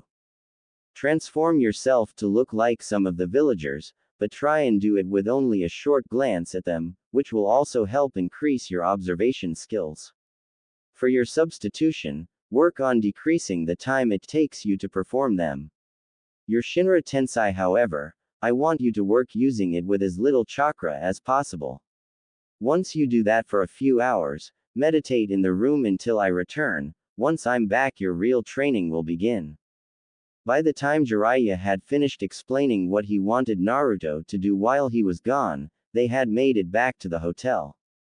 Walking into the room they rented, Naruto immediately went to one of the beds and got ready to sleep, wanting all the rest he could get for his training tomorrow. Jiraiya watched all this from the doorway. Once he was certain Naruto had fallen asleep, he quietly left the room and made his way towards the edge of town. Sensei, you better have a damn good explanation for this, or I swear Konoha will be down its last Sannin, Jiraiya thought before he disappeared in a burst of speed. Konohagakure no Sato the next morning. Hiruzen Sarutobi sat behind his desk, going through the already large pile of paperwork that was on his desk. Damn you Minato, you just had to go and get yourself killed and leave me to deal with all of this shit. Thought the Sandaime Hokage as he stamped yet another mission report as a success. What I wouldn't give for Naruto to barge in right now, he sighed, but nearly had a heart attack when he received a replay. I'm afraid that won't be happening ever again. In the blink of an eye, the Hokage was on the other side of the room in full battle gear with 4 Anbu flanking him. Whoever they were expecting, it certainly wasn't one of Sarutobi's old students. Jiraiya, what a pleasant surprise, but must you use the window, the Sandaime said before he dismissed his Anbu and put his Hokage robes back on. Cut the crap sensei, I'm not in the mood, said Jiraiya in an uncharacteristically serious voice. Sarutobi was taken aback slightly at the tone in his former student's voice, but quickly adopted a similar look. What is it Jiraiya, is this about Orochimaru? No, Jiraiya said before narrowing his eyes in a glare at his former sensei, it's about you, or more precisely what you've done. Sarutobi stood for a moment, too stunned by his former pupil's response to do anything else. What I have done? What are you talking about Jiraiya? I'm talking about what you did to Naruto, said the Toad Sage forcefully causing his sensei to take a step back in shock. Never in the time he had known Jiraiya, had the sage ever spoken to him in such a voice, but then what the sage said finally sank in. What about Naruto, what's happened to him? Said Sarutobi, his anxiousness rising. Jiraiya raised an eyebrow at the tone in his sensei's voice. He's either better at hiding how he feels than I thought, or maybe he wasn't involved in the attack. Your shinobi happened sensei. I ran into Naruto as he was leaving the village after being attacked. The Hokage's eyes widened at this revelation, but that's not all. The group of shinobi that attacked him also killed the ramen chef Tsuki Ichiraku and his daughter Ayame. Naruto managed to escape before they could kill him but not before learning who ordered the attack. Sarutobi was about to ask who ordered the attack, until he remembered what Jiraiya had said when he first arrived. You think I ordered the attack on Naruto? That's absurd. He shouted, his anger growing. Well, at this point sensei, I trust Naruto's word more than I trust yours, said Jiraiya from his place on the windowsill. Sarutobi paused slightly. Jiraiya had always valued his input and always trusted his word. For Jiraiya to trust someone else's word over his was surprising to say the least. Shaking off his shock, Sarutobi sat down on the couch in his office. What did Naruto tell you exactly? He told me that 5 Chunin and 1 Junin attacked him and the Ichirakus. He fought hard and managed to escape with relatively few injuries, said Jiraiya, purposely keeping key details of the attack out. I see, that explains why 3 of my shinobi and the Ichirakus are dead, sighed Sarutobi as he pulled out his pipe and lit it. I never mentioned anything about the Ichirakus or any of your shinobi dying as a result of the attack Sarutobi, said Jiraiya, his glare intensifying. Sarutobi merely sighed once again before meeting Jiraiya's glare with a passive expression on his face. Jiraiya couldn't believe what he had just discovered. His sensei, the man he saw as a father figure, had ordered for his godson to be assassinated. Why? Was the only thing the sage could say as he fought to keep his anger in check. The Sandaime Hokage puffed his pipe a few times before he answered. The elders and council went over my head Jiraiya, my hands were tied. Cut the crap Sarutobi, I saw the bodies of the 3 dead shinobi, all of them were fiercely loyal to you, they would never have listened to the council or elders. Now tell me why, shouted Jiraiya, not even attempting to hide his rage anymore. You always were well informed Jiraiya, said Sarutobi as he reached into his robes and pulled out a small wooden scroll. I did it because of this. With a flick of his wrist, the old cage threw the scroll to Jiraiya, who caught it with ease. Opening the scroll caused Jiraiya's eyes to widen in shock. This This is, he stuttered while reading over the scroll at a speed that would leave Might Guy dizzy. A detailed description of the Rinnegan and a description of how it is activated. Some of my Anbu found it while out on a mission. From what I can gather, the scroll was written by the Sage of the Six Paths himself as a message for his successor, Naruto Uzumaki Namikaze, said Sarutobi, his passive expression never faltering. I felt it was in the village's best interest for Naruto to awaken the Rinnegan, giving Konoha all three of the legendary dojutsu. Imagine Jiraiya, a team with all three dojutsus would be nearly invincible, given the proper training. A team like that could easily surpass you and the other Sannin. Said Toad. Sannin looked up from the scroll, a look of shock on his face. You were willing to risk killing Naruto just so he could awaken the Rinnegan. What the hell happened to you, sensei? You're not the same man I once considered a father. Jiraiya rolled up the scroll, put it back on the desk before standing up and reaching into his red coat. Once again the Anbu made an appearance, not willing to risk Jiraiya pulling out a weapon. They were slightly surprised when he pulled out an old, beaten Konoha headband, all but Sarutobi, who recognized the piece of metal as Jiraiya's old headband. All of their eyes widened though when Jiraiya pulled out a kunai and with the skill and precision of a master, slashed straight through the leaf symbol. So this is the path you wish to take, Jiraiya? Sarutobi asked as he slowly stood up. Jiraiya merely glared at the Hokage, causing his Anbu guard to tense in preparation of a fight. Naruto is and will always be my first priority. It's time I start taking my role as the boy's godfather seriously. If that means abandoning Konoha, then so be it, said Jiraiya before he dropped a smoke bomb and shot out the window. After the Anbu cleared the smoke with a low-level Fudenjutsu, Sarutobi walked back over to his desk and took a seat. Well, it seems we have 2 new rogue ninja to add to the bingo book. Send word that Jiraiya is to be marked as an S-rank traitor to Konoha with a kill on-sight order, but have young Naruto marked as AC-ranked runaway with a capture-alive order, said the Hokage before he reached for the scroll that Jiraiya had left on the desk. His eyes shot open, however, when all he found was the surface of his desk. So young Naruto did indeed awaken the Rinnegan. That explains why the Junin I sent was found completely crushed. This is a most disturbing turn of events. The Jinchuriki of the Kyuubi no Kitsune, who also wields the Rinnegan, is destined to become a very dangerous shinobi, but one trained by Jiraiya would be truly frightening. We must get Naruto back into Konoha and convince him to join the village, one way or another. Tanzaku Guy. Naruto sat meditating in his room, a light blue aura surrounding his body. Jiraiya-sensei was right, Kurama. I think my Rinnegan has granted me perfect control over my chakra, thought Naruto as he continued to focus on his chakra core. I'm not surprised, Kit. The Rinnegan holds many mysteries, not even I and the other Biju know much about it. Sage Gigi never really used it after the 9 of us were born, said Kurama from inside his new seal. Sage Gigi? Who's that, Kurama? The Sage of the Six Paths, the founder of the ninja world, and my father, said Kurama as he lay down in his cage, knowing this conversation was going to take a while. What? Your father was the founder of the ninja world? Thought Naruto in surprise, nearly losing his meditation. Kurama nodded his head. Yes, focus, kid, and yes, he was my father. I talked to him recently, yesterday when you awakened your Rinnegan. But how? He's dead, isn't he? Naruto thought as he regained control over his meditation. Kurama nodded again. Yes, he is dead, but as he reminded me, he who controls the Rinnegan is above the cycle of life and death. He used the last of his chakra to send his spirit back to this world to grant you his blessings. But before he faded away, he also asked me to do something for him.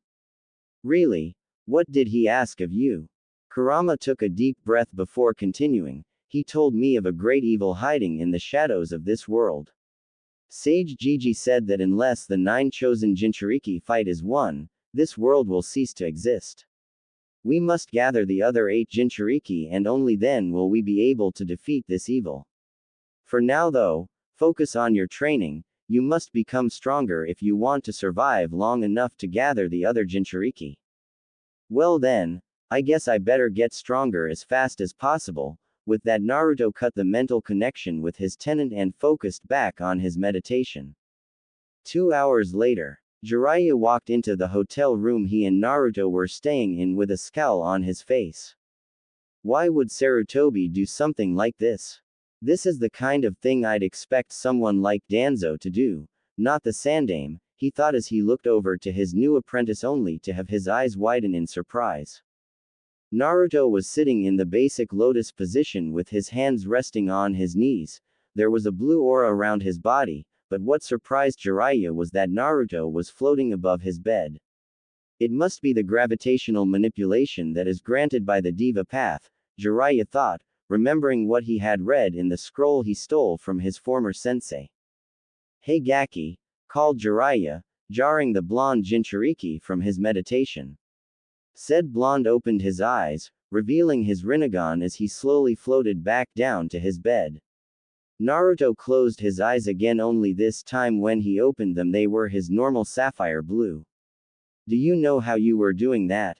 Asked Jiraiya. Naruto nodded his head before speaking. Yeah, Kurama helped me figure it out. Kurama? Asked Jiraiya with a raised eyebrow. Yeah, Kurama, but I guess you would know him better as the Kyuubi no Kitsune. What? Shouted Jiraiya. How do you know about him, and how do you know you can trust him? I found out about him 2 years ago when a mob of villagers nearly killed me, said Naruto, causing Jiraiya to scowl. After he healed me, he offered to help me train, and thanks to him I learned some basic chakra control exercises like tree climbing and water walking. I see, said Jiraiya as he thought over what his godson had told him, but how does he know about the Rinnegan? Before Naruto could answer, his furry tenant decided to speak up. Kit, let me take over for a second to speak to him. Naruto mentally nodded and his features began to change, his whiskers darkened, his nails lengthened into claws, and his eyes bled to red with a slit pupil. Perhaps it would be better if I explained things personally, said the Kurama-possessed Naruto. Jiraiya, who had been preparing a seal to suppress the demonic chakra, narrowed his eyes at the now feral-looking host. What have you done with Naruto?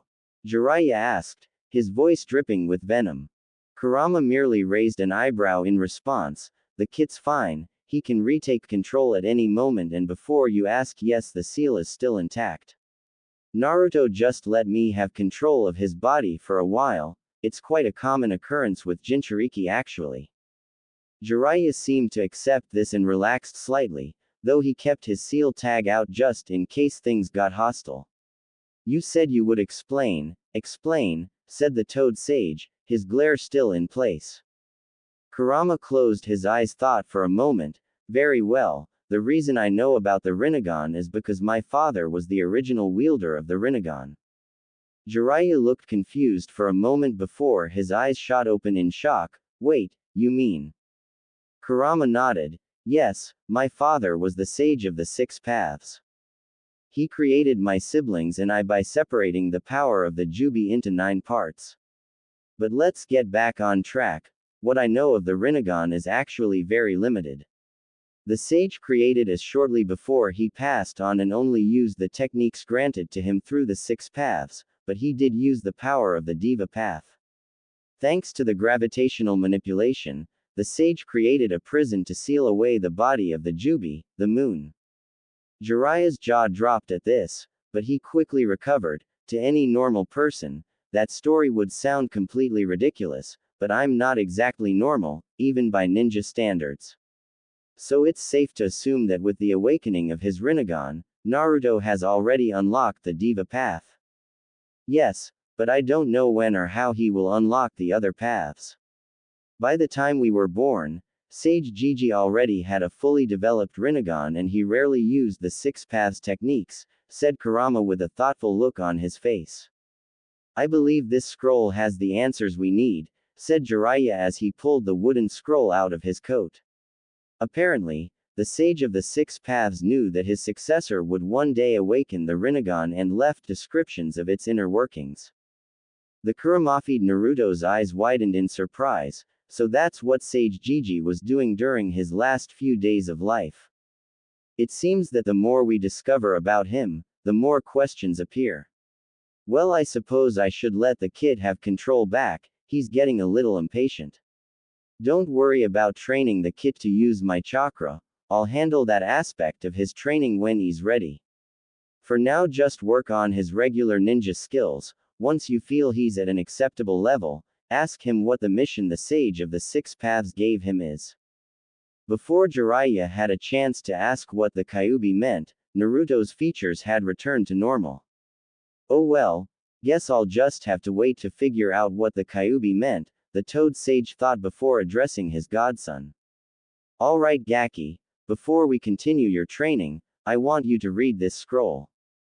It will help you understand your Rinnegan better and how to train to use its powers.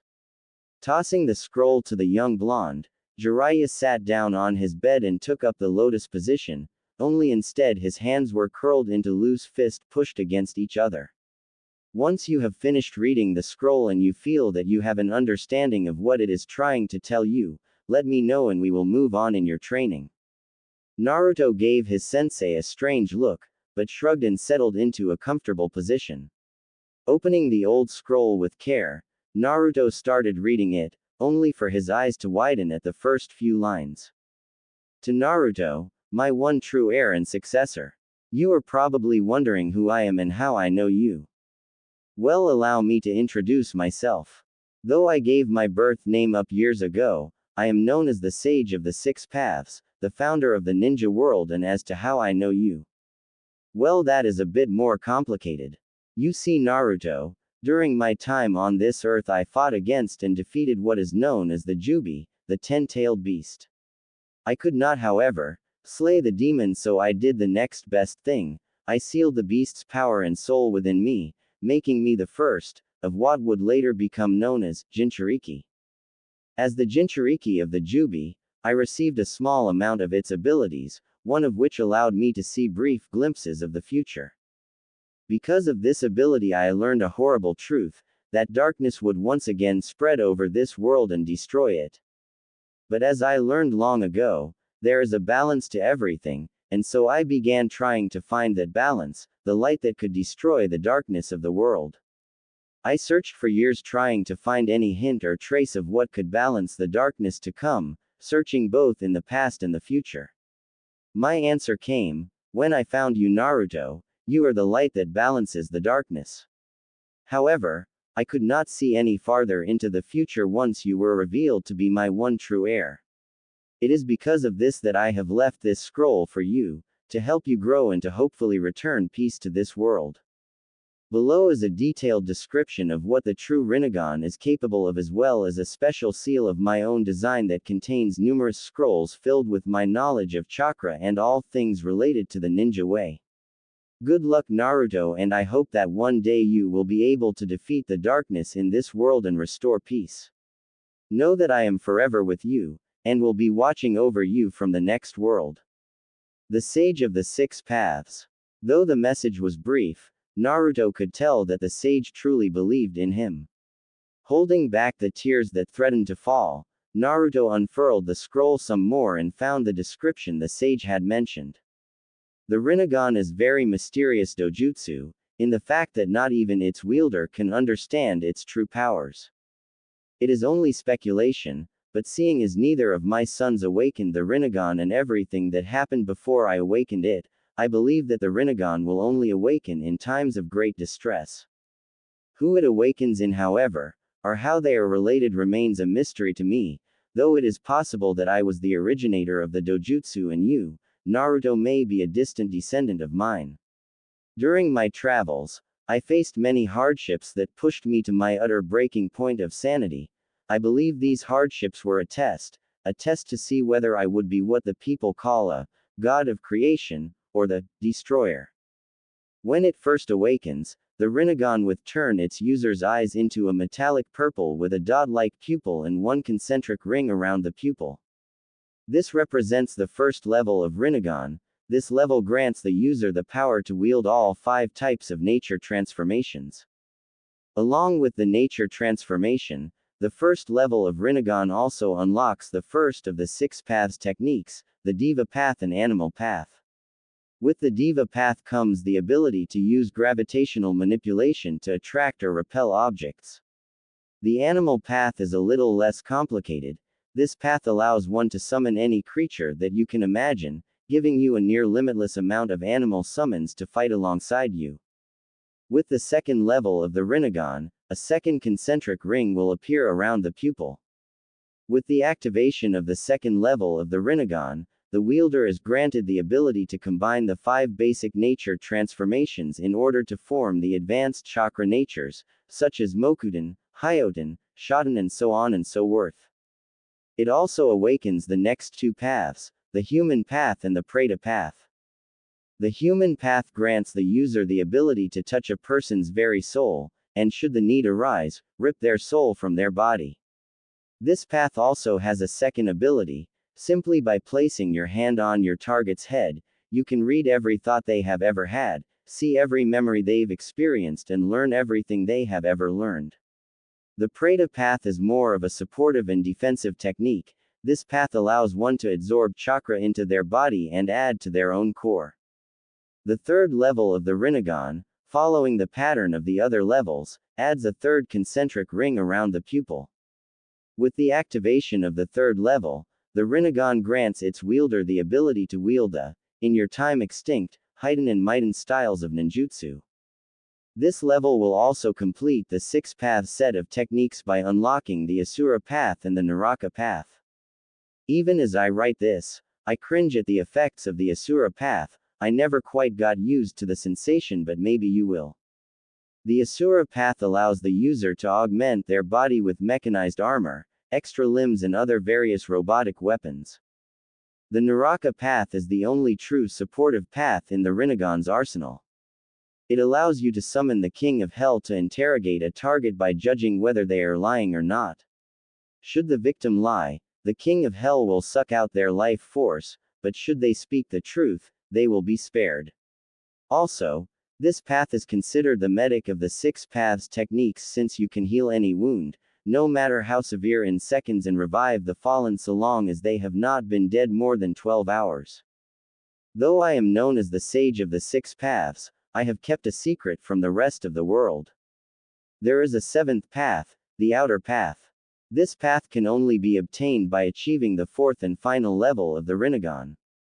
Though its power is great, the cost is heavy. To achieve the final level you must be betrayed by someone close to your heart. I pray you never have to know this pain, but I fear that you will, so I will tell you of the outer path's abilities. The outer path grants one the ability to control life and death through the use of 2 jutsu, the outer path, Samsara of Heavenly Life Jutsu and the outer path, Samsara of Hell's Judgment Jutsu. With the Heavenly Life Jutsu, one can return the souls of the deceased to the world of the living, so long as their body is still intact.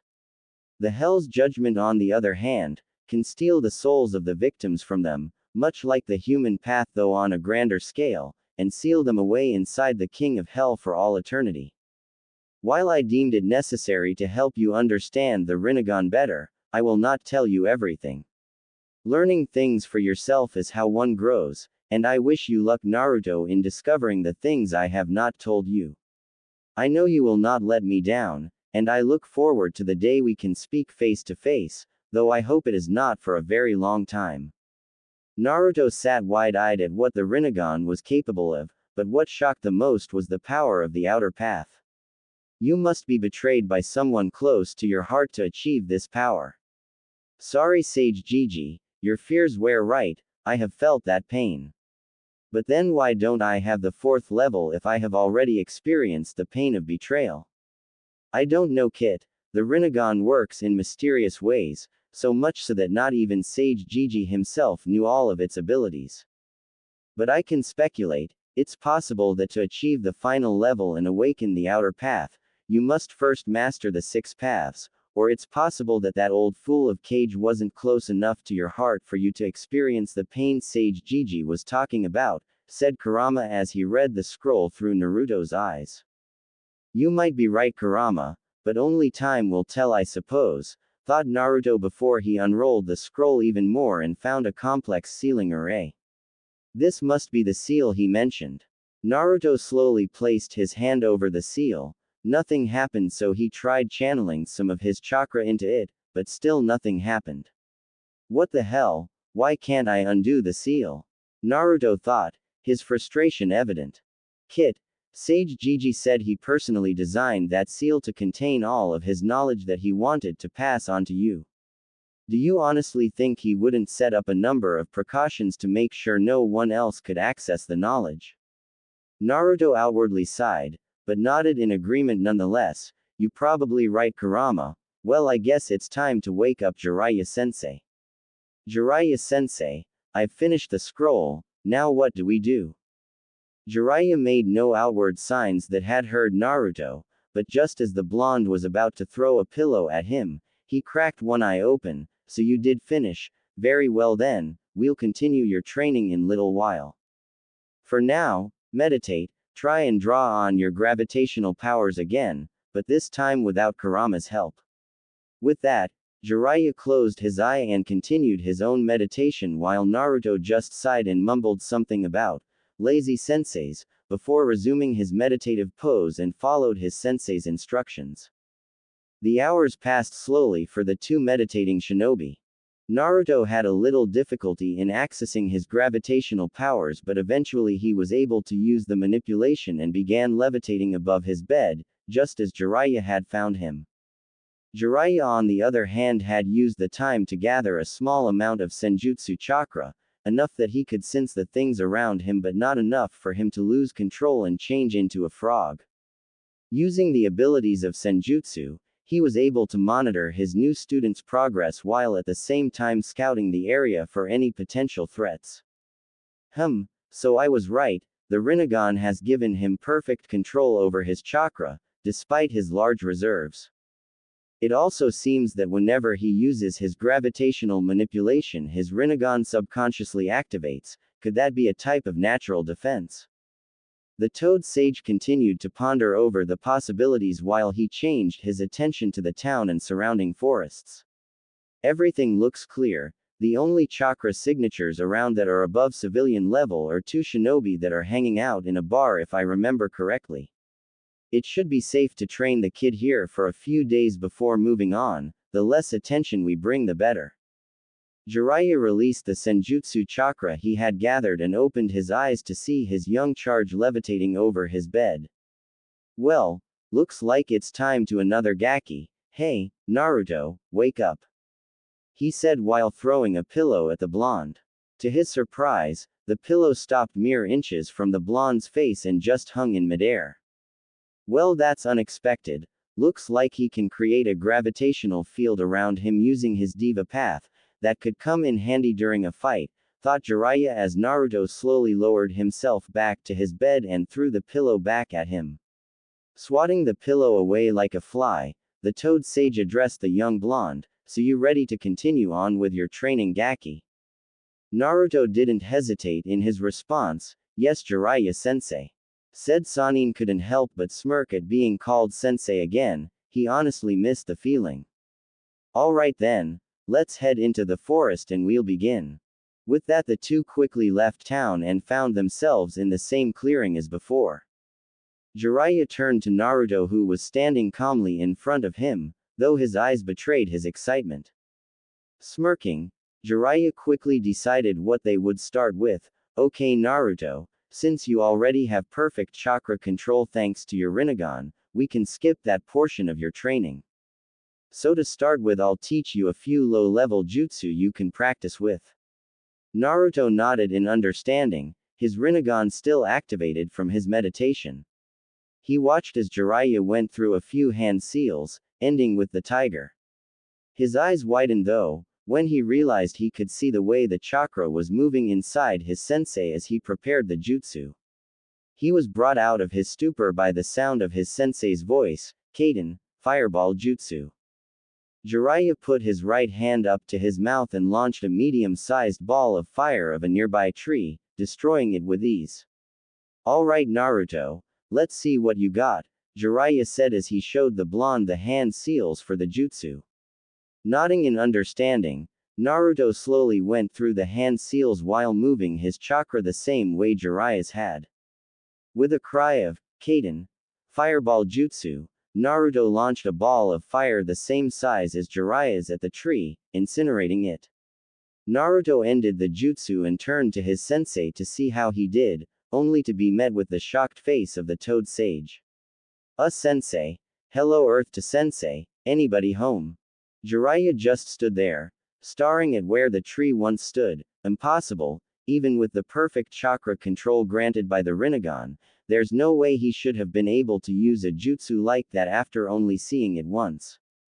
The Toad Sage's thoughts continued to run rampant as he tried to figure out exactly how Naruto had managed to perform the jutsu almost flawlessly. Wait a minute, according to the description the sage left in the scroll, he purposely left certain aspect of the Rinnegan out because he wanted Naruto to learn them for himself. Is it possible that the Rinnegan has a similar ability to the Sharingan? Finally managing to get over his shock, Jiraiya turned his gaze to the blonde who had destroyed 3 more trees while he waited. Naruto, said the Toad Sage, catching the blonde's attention. Yeah, sensei, Naruto asked as he walked back over to Jiraiya. When I was showing you the jutsu, what exactly did you see? Naruto thought for a moment before answering the question. Well, while you were going through the hand signs for the jutsu I saw the way your chakra was moving. When I tried it for myself, I moved my chakra the same way I saw yours move and boom, giant fireball. It's not the same, but still it's similar to the Sharingan. He can see how the chakra moves inside the body for a jutsu, but when he does it himself, it doesn't move the chakra for him, he has to do it himself. Still, that is a major advantage both in battle and in training, thought Jiraiya. Returning his attention to his student, he motioned for him to get behind him. I'm going to show you another jutsu Naruto, this time one for Doden. Naruto nodded while he watched his sensei's chakra move to form the jutsu. Jiraiya ended the chain of hand seals in the snake seal, Doden, earth wall. Slamming his hands on the ground, a 6-foot wall of earth rose from the ground in front of Jiraiya. As you can probably tell, this jutsu is a defensive type. This way you have a defensive and an offensive jutsu in your arsenal. I won't teach you any more however until you have mastered these 2, understand? Yes, Jiraiya sensei, Naruto said before he began practicing with his 2 jutsu, destroying a good portion of the clearing they were in. Jiraiya watched all of this with a smirk on his face. He truly is your son Minato, and it seems that he inherited more than just your looks. Because of his heritage alone, his potential was already great, but now that he has the Rinnegan along with the Kyuubi and myself training him, I'm almost afraid of how powerful he'll become.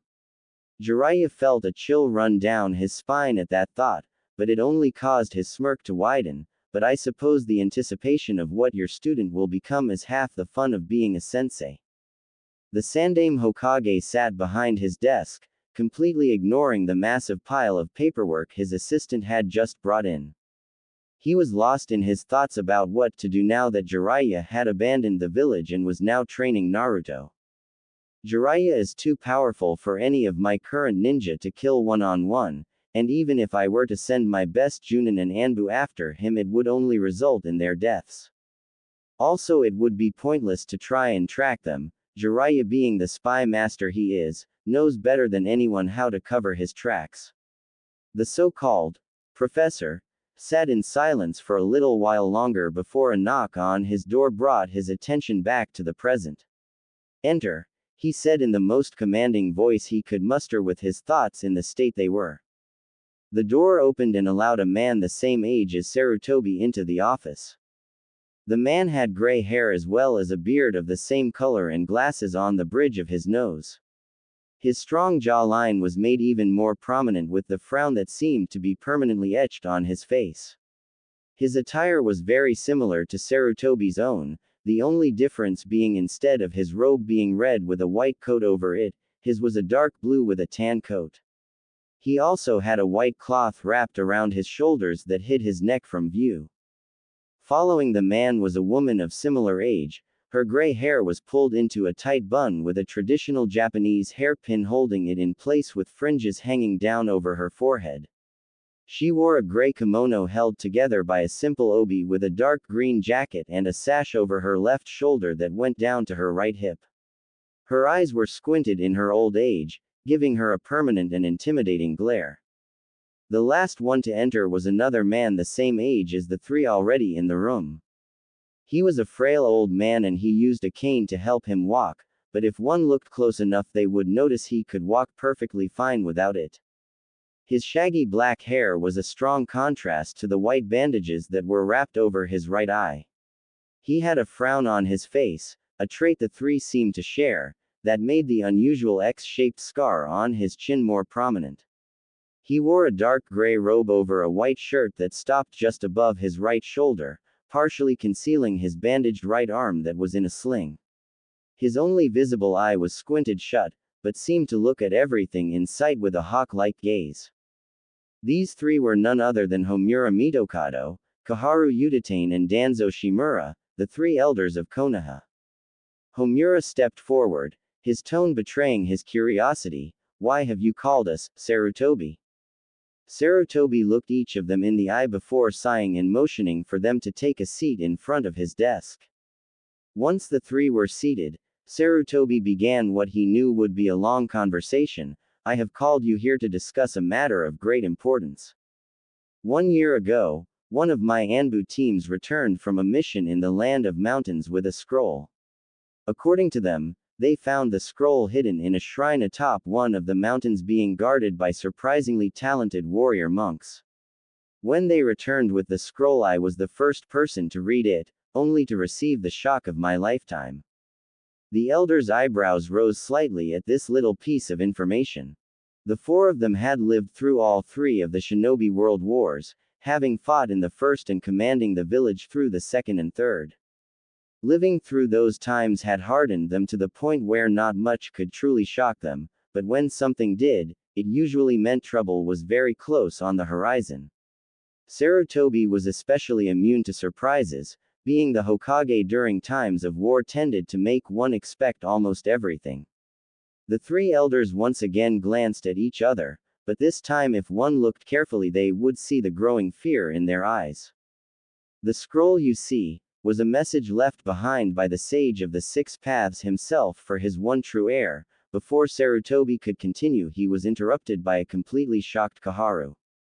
"Heir? Are you saying that the sage of the Six Paths somehow knew he would one day have an heir?" "Yes, Kaharu, and not only was this person his heir, the sage also called him his successor." This time it was Danzo who couldn't keep quiet. "A successor, you can't mean."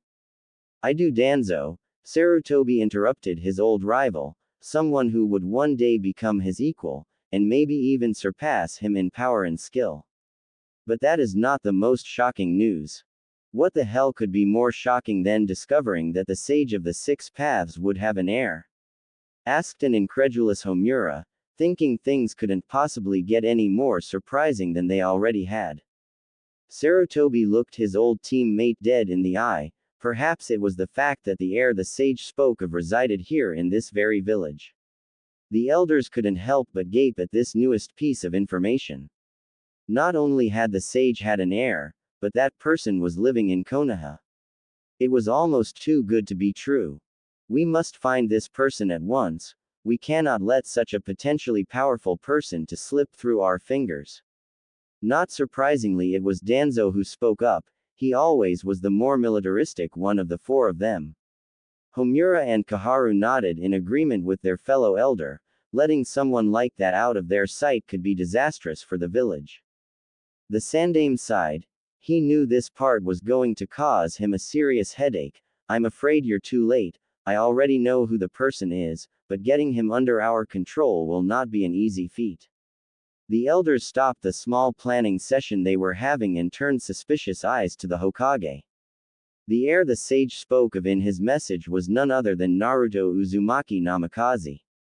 "What? shouted the three retired ninja as they tried to wrap their minds around what Sarutobi had just said. Naruto Uzumaki, the village pariah, was the one true heir of the Sage of the Six Paths, the man who founded the ninja world. It just wasn't possible. From what they had read about the boy in his academy file was that he was almost useless as a shinobi. His taijutsu was very below average, his genjutsu was non-existent and his ninjutsu was horrible. How was it that someone with no skill whatsoever could possibly be the heir to the most powerful shinobi ever to walk the earth? Yes, the scroll also explained in detail about the Rinnegan and how it was awakened. I sent a team of shinobi to complete the task and force Naruto to awaken the Rinnegan, giving us all three of the legendary dojutsu at our disposal. Unfortunately, circumstances occurred that caused a small problem. It seems the Junin I put in charge of the mission blabbed that I was the one who ordered the attack, causing Naruto to flee the village. The Sandaime finished with a sigh, already preparing for the tongue lashing his advisors were about to deliver, and they didn't disappoint. What? You let that boy flee knowing who he was? Are you insane, Sarutobi? If any of the other villages were to get their hands on him, trailed off Homura, not even wanting to think of what could happen if a village like Iwagakure got their hands on Naruto. Homura is right, Sarutobi. We cannot allow any other village to find out who Naruto truly is. We must bring the boy back inside the walls of Konoha for the village's own good, Kaharu said, her frown deepening as her thoughts drifted into ones similar to Homura's. This is not something that we can ignore, Sarutobi. We need to send out teams to find the boy immediately and bring him back to the village. Once he has been returned, he must be trained to be a loyal follower to the village to prevent something like this from ever happening again. Danzo said, his anger visible in his lone eye. I know, however it is not as simple as that, the Hokage said, cutting off the elders before they could get too far into their rant. Jiraiya, the boy's godfather, found him shortly after he left the village. It seems Naruto told Jiraiya everything that happened to him and Jiraiya was less than pleased to say the least. He was angry enough over what happened to Naruto that he has abandoned the village to become a rogue ninja. The elders stiffened at this. Jiraiya was by far the most powerful shinobi that Konoha had at its disposal after the treason of Orochimaru and Tsunade's leaving. They also knew that sending teams after Naruto would be nothing short of suicide, as Jiraiya could probably take on half of their current available ninja at once, and win. As you know, trying anything to get Naruto back now would be extremely risky with Jiraiya around. The only course of action available to us is to bide our time and wait for an opening to present itself. The elders could only nod in agreement. They may not have liked the idea, but it was the only one available to them that didn't result in the massacre of hundreds of their ninja forces. Very well, we shall wait and make our move when the time is right, but until that time comes we need to prepare for anything and everything, Danzo said, getting nods of agreement from everyone else in the room. Even if there was only one technically loyal to the village, the Sannin were, and have always been, a deterrent to the other villages to prevent war. When word gets out that all three Sannin have abandoned Konoha, other villages might be tempted to make a play for power. Danzo is right. We must be prepared for anything that might happen in the future. For now though, we shall retake control of the Ninja Academy and up the curriculum. We will need more powerful ninja at our disposal when the time comes to make our move and help prevent war, and the best place to start is at the bottom, said Sarutobi as he took out a sheet of paper and a pen and began writing orders out. It is time that our ninja's skill should reflect our title as the strongest of the five. Homura and Kaharu, send word to all of our forces that there will be an emergency meeting in exactly 2 hours. Danzo, I am officially reactivating your Root Anbu program. I know that you have some young children already in there, so send them to the academy to train with their peers. Also, send word to the academy that they are to implement these changes at once, and anyone who tries to argue with these orders is to be killed on the spot. As far as I'm concerned, we are now in a state of war and we will prepare as such. The three elders nodded in understanding and quickly left the office to complete their assigned task. Sarutobi sat back in his chair and glanced over at a picture he kept on the edge of his desk. It was a picture of his genin team when they were first formed. The Sandaime frowned at the sight of the picture before he pushed it off his desk, watched as it cracked of the floor. It seems that all three of my former students have abandoned the village now. No matter, they can be dealt with in time, and then all three of them will pay the consequences for abandoning Konoha, thought Sarutobi as he got back to work, but not without one last glance at the now broken picture. The glass had cracked in 3 places, each crack going through the face of one of his students. Time skip 1 year later. Jiraiya stood in the middle of a small clearing surrounded by the dense forest of the Land of Woods. He remained unmoving for a few more minutes before a shift in the wind caught his attention. Spinning around, he raised his arms just in time to block a kick to the head from a black blur.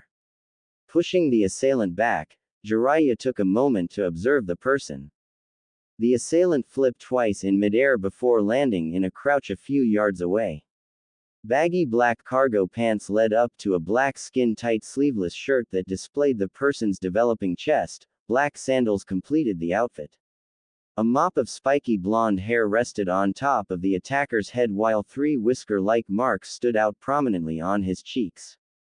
The attacker was none other than a 9-year-old Naruto Uzumaki.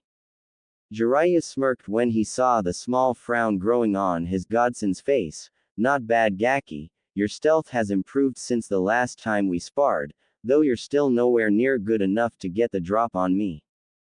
Naruto's frown, which had started to turn into a smile at his sensei's compliment, was back in full force.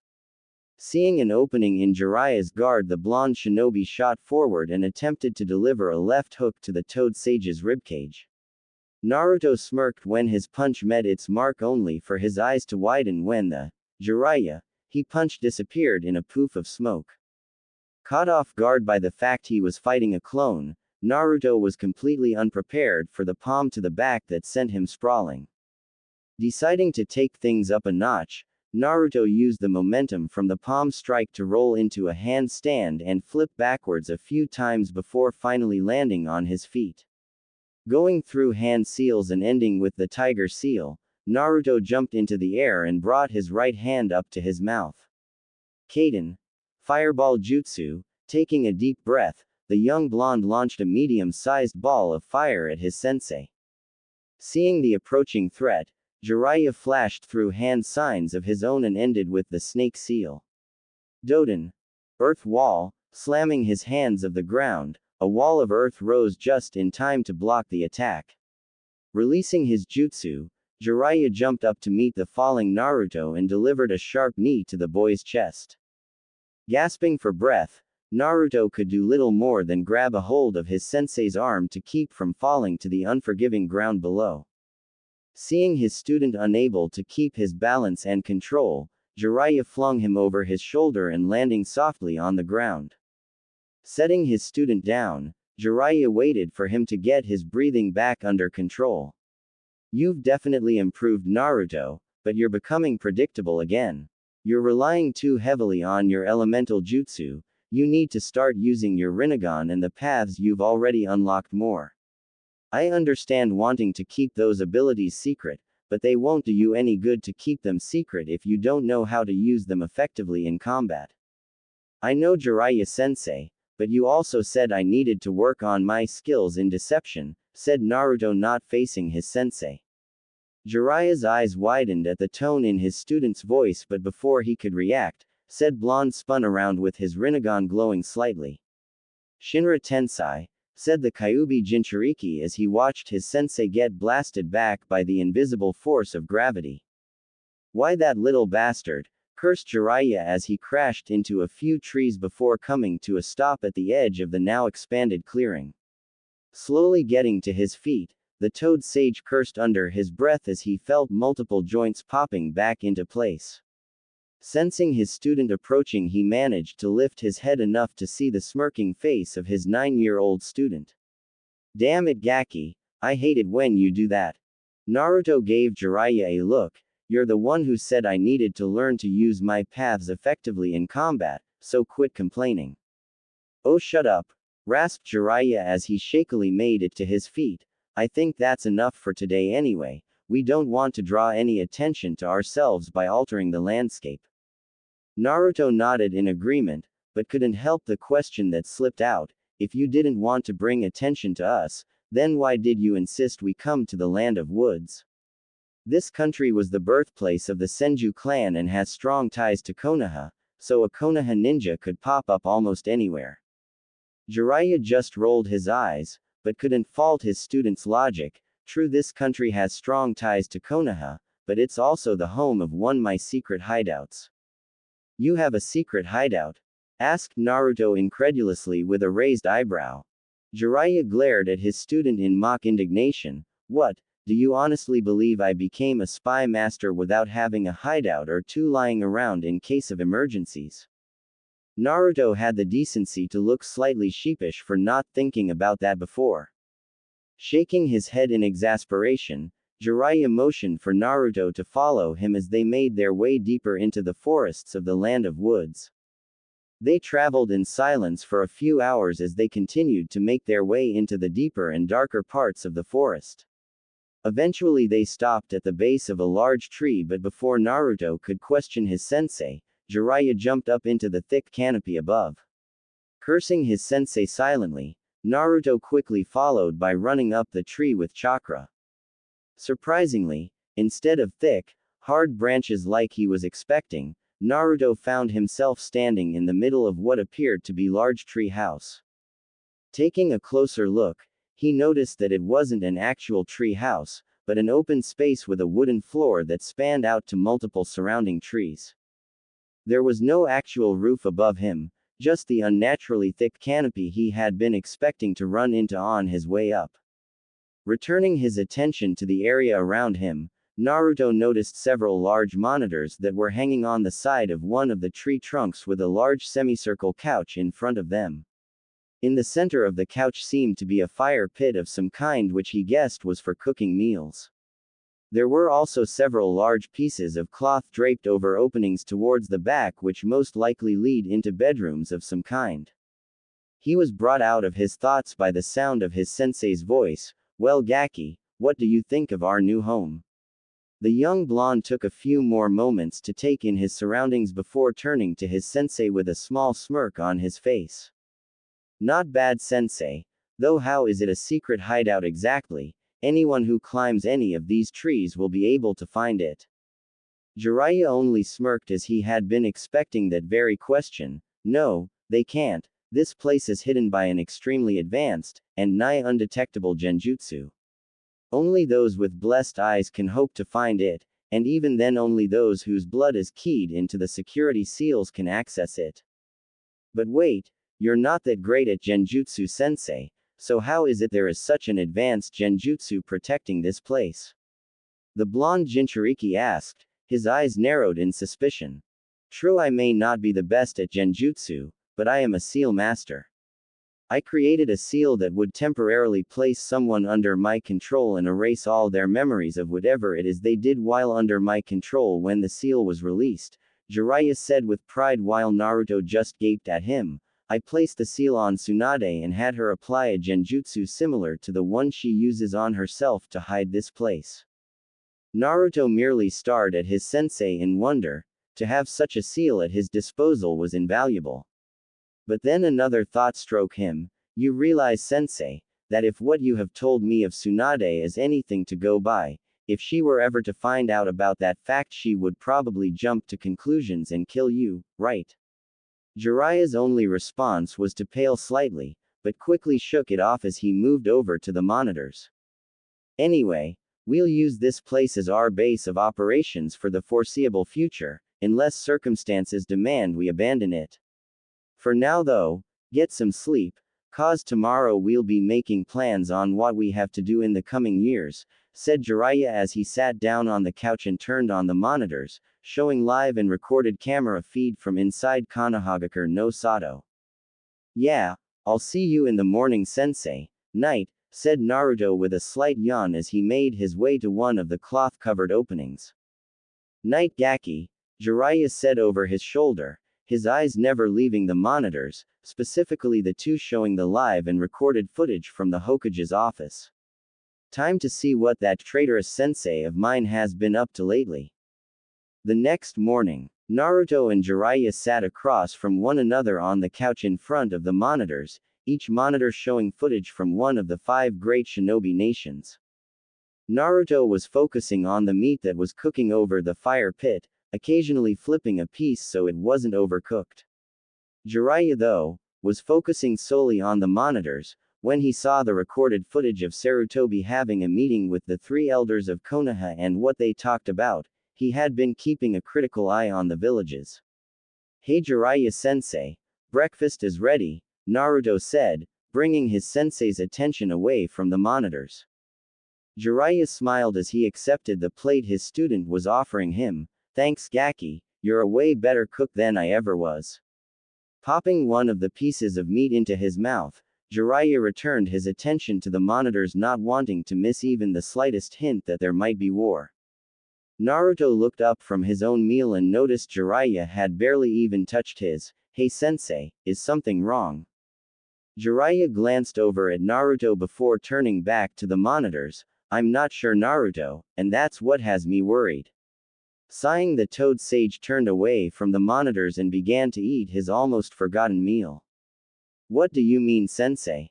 Putting his plate down, Jiraiya turned serious eyes to his student.